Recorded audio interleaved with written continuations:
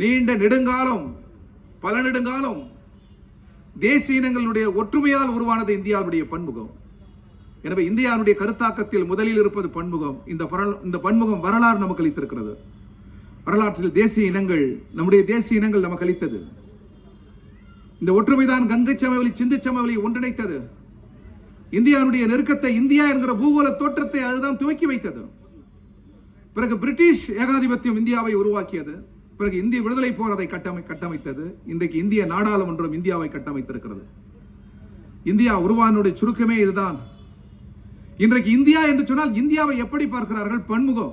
அதான் இந்தியாவுடைய கருத்தாக்கத்தில் உச்சம். இவ்வளவு மொழி பேசுகிற மக்கள் உலகத்தில் இல்லை. இவ்வளவு மதங்களை கொண்ட நாடு உலகத்தில் இல்லை. இவ்வளவு கலாச்சார வேறுபாடுகளை கொண்ட நாடு உலகத்தில் இல்லை. அத்தகைய அற்புதமான பூமியாக இந்த பூமி இருக்கிறது. பன்முகத்தின் உச்சமாக இந்த பூமி இருக்கிறது.